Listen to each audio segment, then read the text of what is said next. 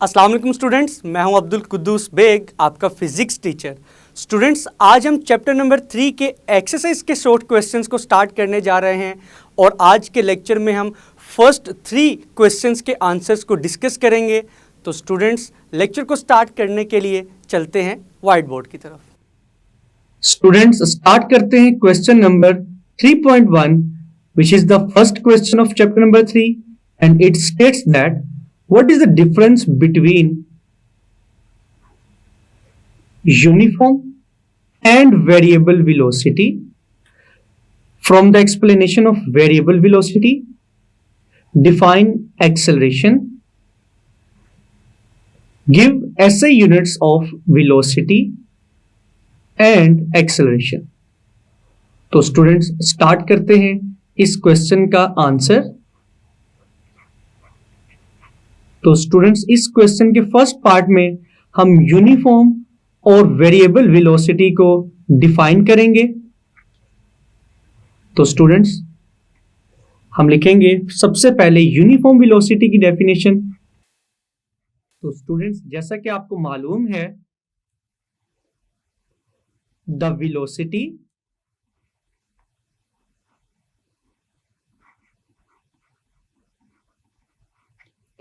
of a body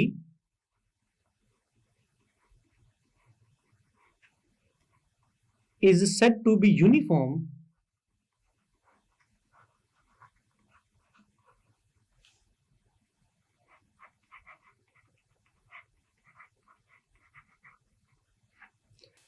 if it covers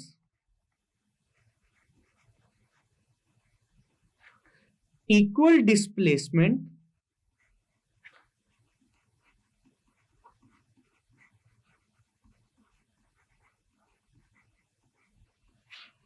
in equal intervals of time.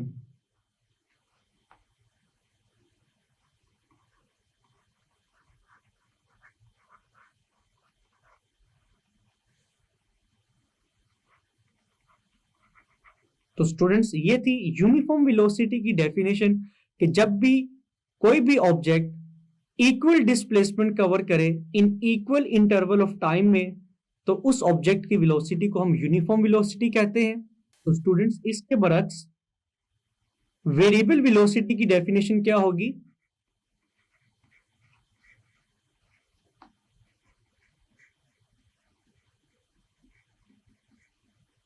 तो students, हम variable velocity को define करेंगे, the velocity of a body is said to be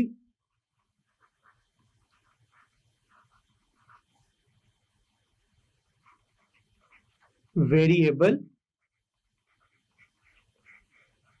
और students, variable velocity को हम non uniform velocity भी कह सकते हैं।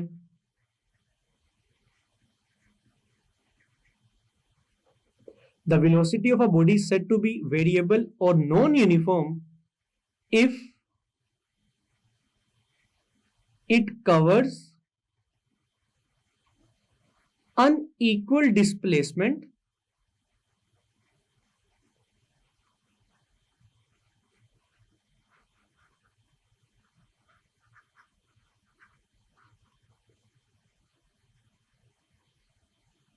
in equal interval of time। कि अगर कोई object equal interval of time में अनइक्वल डिस्प्लेसमेंट कवर करता है, तो स्टूडेंट्स उस ऑब्जेक्ट की वेलोसिटी वेरिएबल वेलोसिटी होगी। नाउ स्टूडेंट्स, क्वेश्चन का सेकंड पार्ट क्या है? From the explanation of variable velocity define acceleration. तो स्टूडेंट्स, अब हमने वेरिएबल वेलोसिटी की मदद से एक्सेलरेशन को डिफाइन करना है।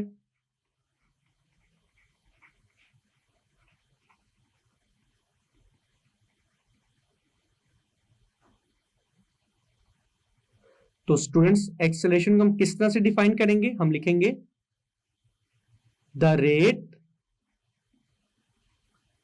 of change of velocity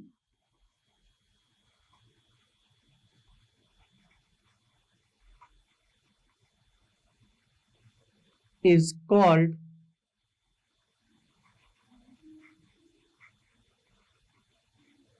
acceleration.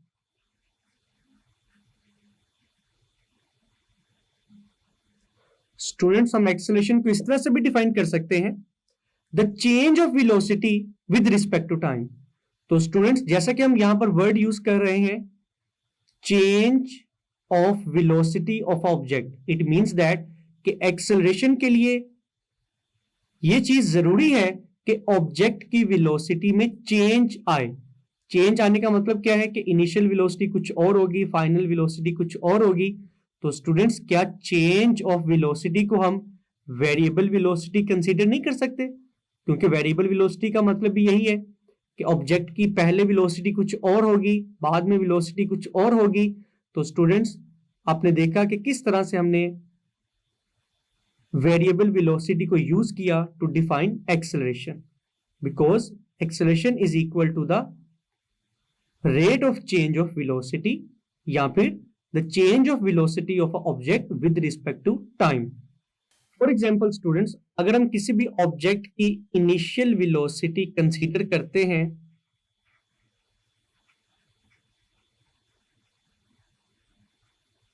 vi और उस ऑब्जेक्ट की वेलोसिटी चेंज होती है with in a time interval of delta T, और स्टूडेंट्स, डेल्टा टी टाइम के बाद ऑब्जेक्ट की फाइनल वेलोसिटी हो जाती है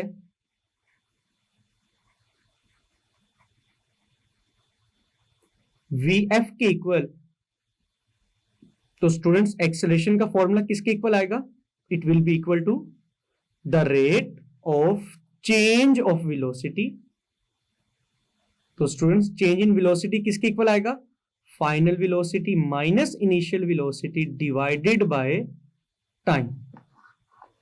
नाउ स्टूडेंट्स, अगर हम क्वेश्चन के लास्ट पार्ट को डिस्कस करें, जैसे कि लास्ट पार्ट कह रहा है give SI units of velocity and acceleration. तो स्टूडेंट्स, वेलोसिटी का एसआई यूनिट होगा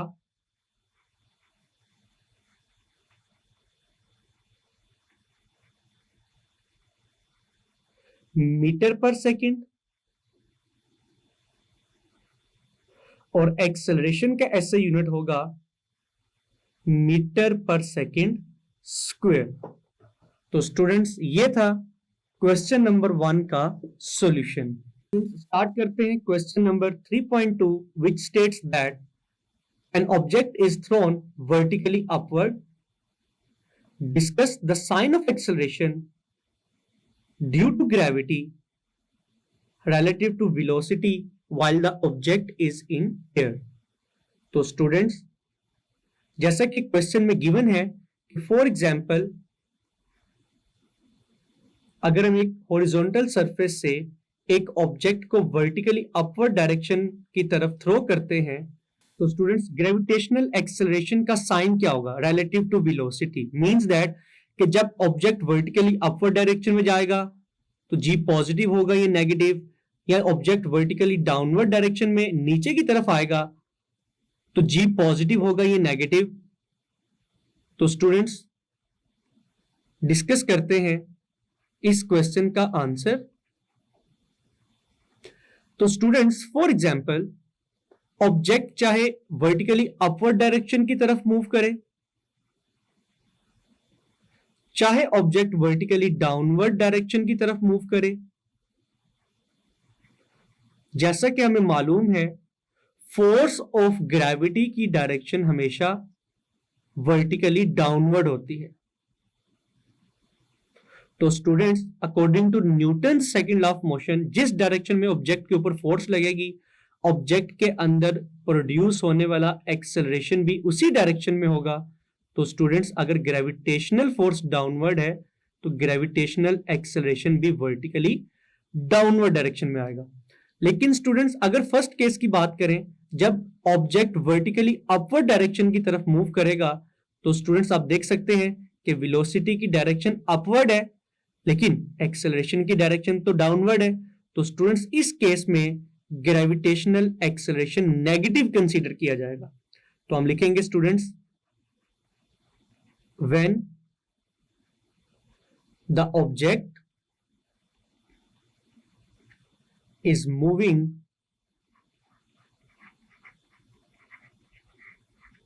vertically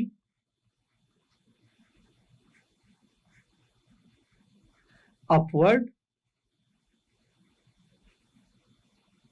then the sign of gravitational acceleration, the sign of gravitational acceleration जिसको हम g से रिप्रेजेंट कर सकते हैं, is negative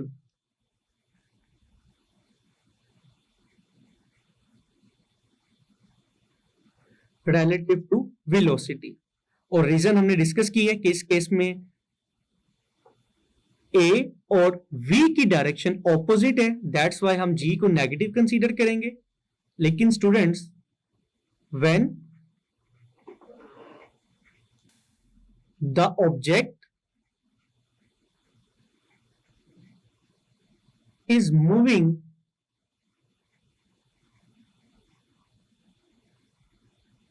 vertically downward,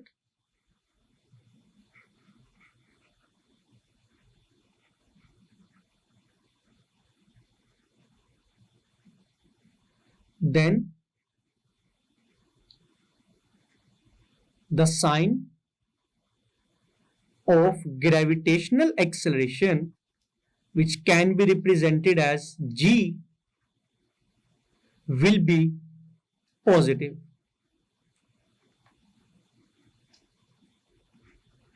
तो स्टूडेंट्स इस केस में हम g को पॉजिटिव क्यों कंसीडर करेंगे? बिकॉज स्टूडेंट्स आप देख सकते हैं कि जब ऑब्जेक्ट डाउनवर्ड डायरेक्शन में मूव करेगा तो वेलोसिटी की डायरेक्शन भी वर्टिकली डाउनवर्ड होगी और एक्सेलरेशन की डायरेक्शन भी वर्टिकली डाउनवर्ड होगी, तो दोनों सेम डायरेक्शन में होंगे, that's why we will take g as positive.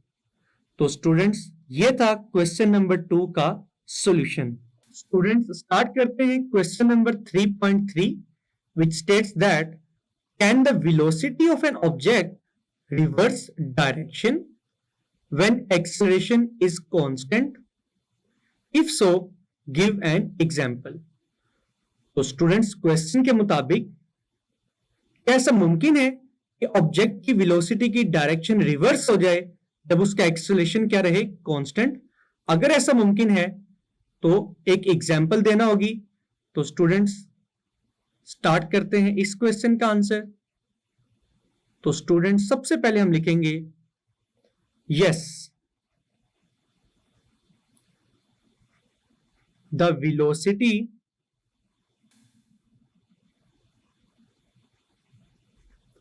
of an object can reverse its direction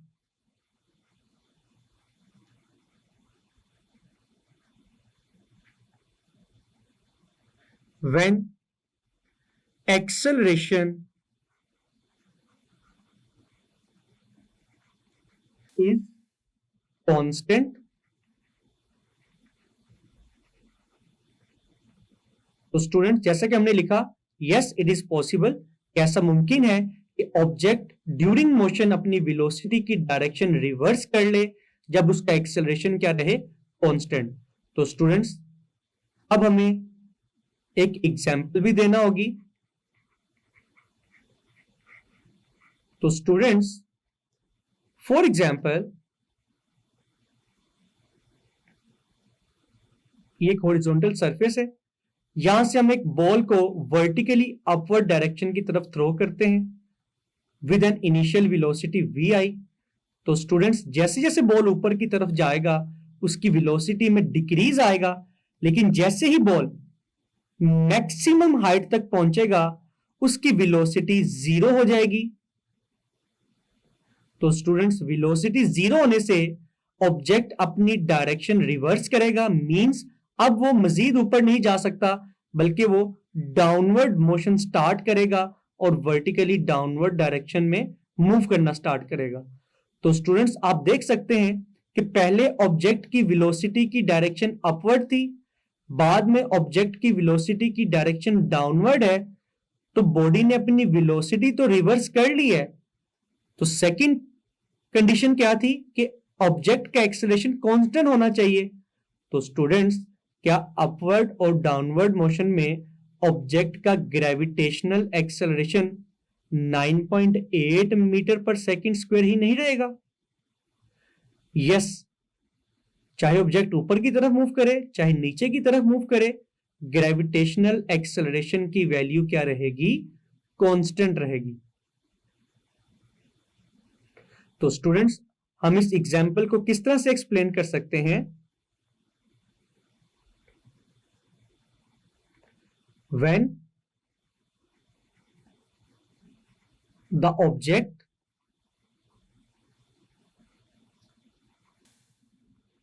is moving upward,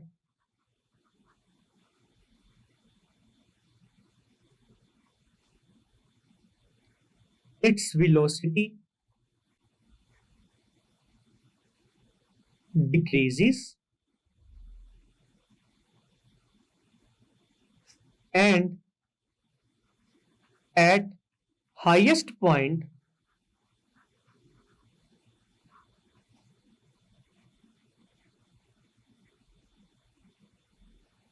its velocity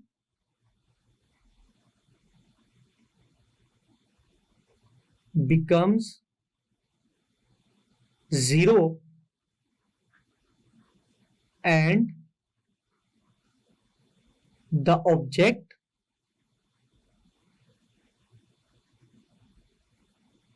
starts its motion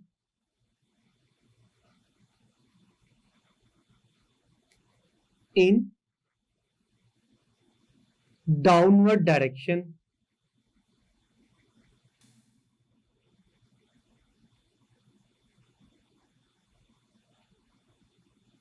by reversing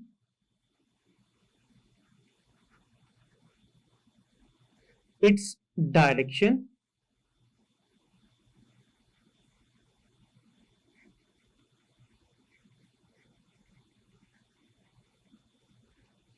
but during all its motion the value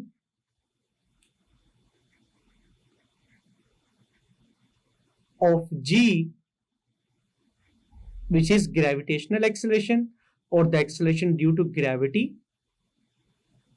is remained